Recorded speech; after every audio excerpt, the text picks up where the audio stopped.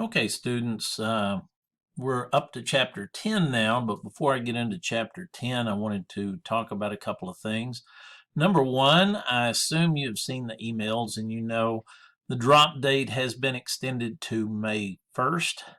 Now, that's not going to help you a whole lot in here because we're not going to have another test until I think it's May 4th. But you do have a little more time to figure out where you stand. Um, Second thing on the exam, uh, at the time I gave the exam, my plan was to go based on points, not percentage.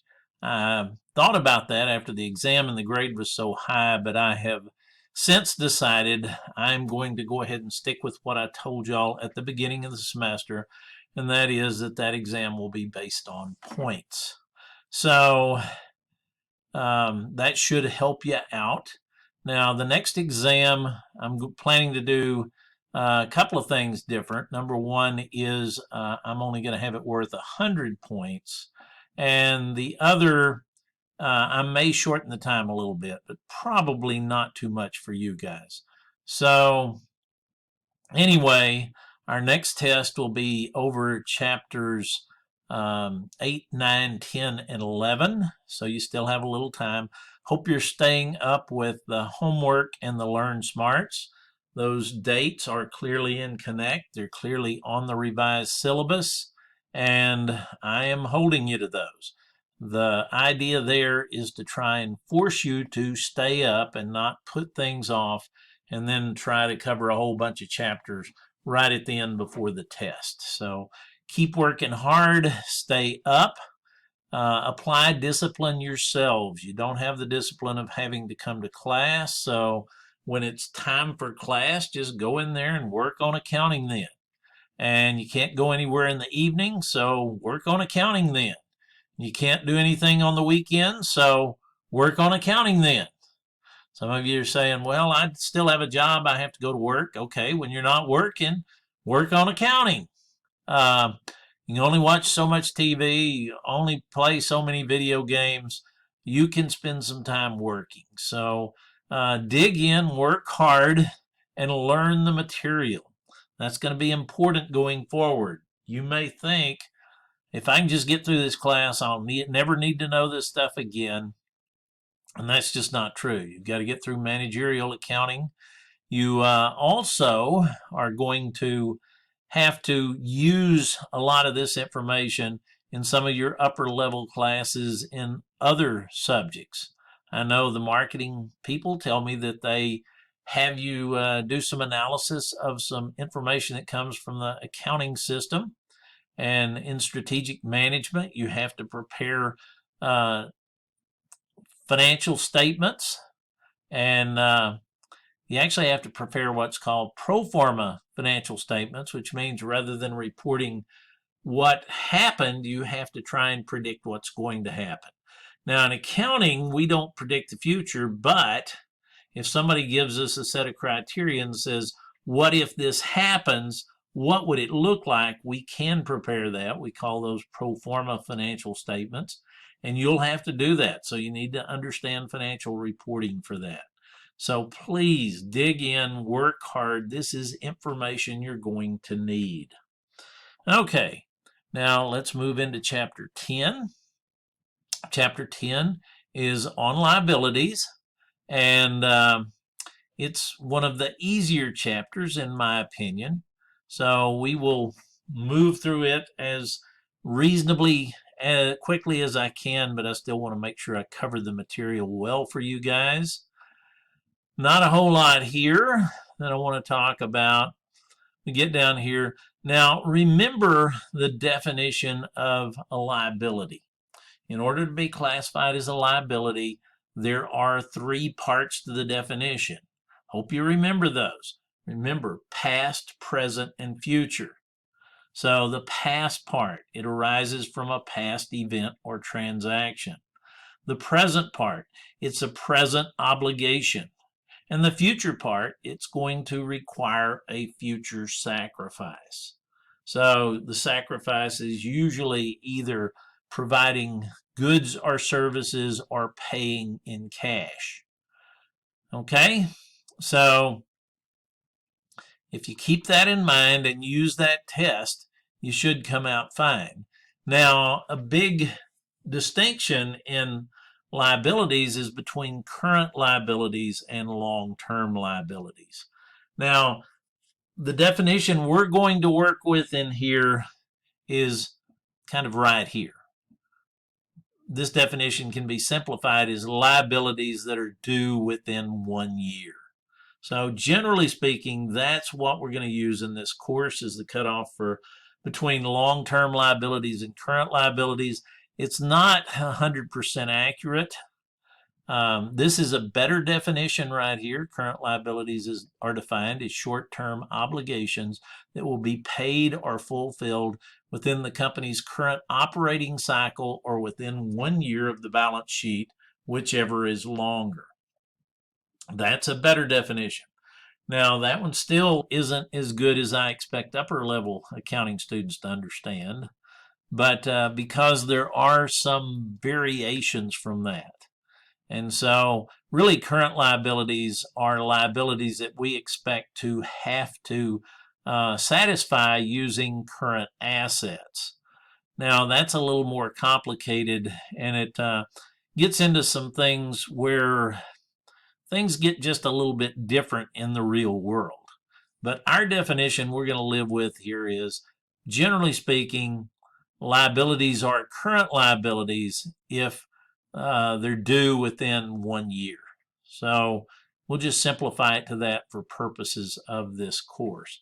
Now, again, if you have a business with an extremely long life cycle, business cycle, then that definition for current liabilities could be extended. So, but we will live with that. Okay. And here they talk about the other liabilities that are not due within 1 year.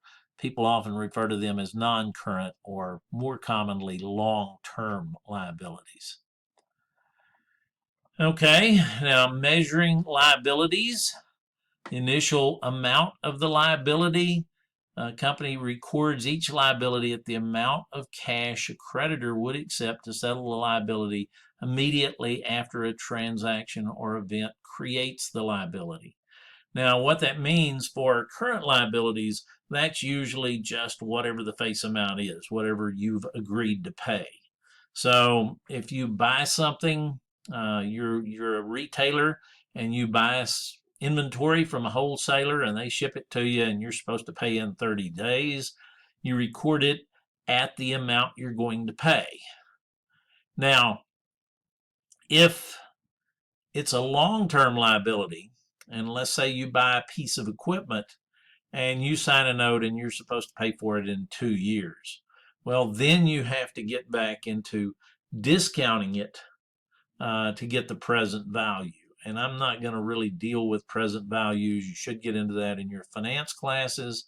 But for liabilities that are due in some term longer than 1 year, we usually do have to discount those unless they carry a fair interest rate.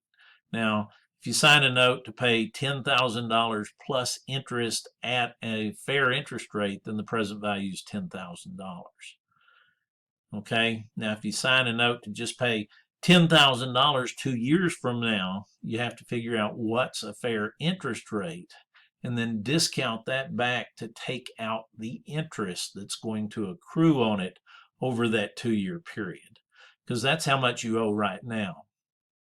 We'll get into interest accruals later. We talked about those, if you remember, back in the chapter on adjusting entries. I believe that was chapter 4, but I didn't look back to see. But anyway, they talk about here. So initially, we record the amount of the liability at the amount the creditor would accept to settle the liability at that time. Additional amounts owed to the creditor, increases in liabilities for things like interest, we add as those accrue. So And then payments reduce the liability, obviously. Here they make the point interest arises only when time passes. So if you go to the bank and borrow $10,000 today, you don't owe any interest today. But a month from now, you owe some interest if you're not paying it. Okay? So they get into what are some of the current liabilities. Accounts payable is a real common one. That is usually a liability for purchasing inventory on credit from your suppliers, and usually it's due in 30 to 60 days. Occasionally it might be as much as 90 days, but we record those at the amount you agreed to pay. Okay, now we can sometimes get into discounts on those for early payment. We really don't deal with that in this class too much. Accrued liabilities. Now again, we talked about accruals back with adjusting entries. Common accrued liabilities are things like wages payable for hours or amounts that employees have, hours worked or amounts earned that they haven't been paid for. Interest payable is another common accrual. Utilities payable, taxes payable, those are accrued liabilities very commonly. We have to, when we get ready to prepare financial statements at the end of the period, we have to sit down and figure out how much do we owe for those things and accrue those liabilities. So you're debiting an expense and crediting a liability. Like, for example, for wages earned but not paid, you would debit wages expense, credit wages payable.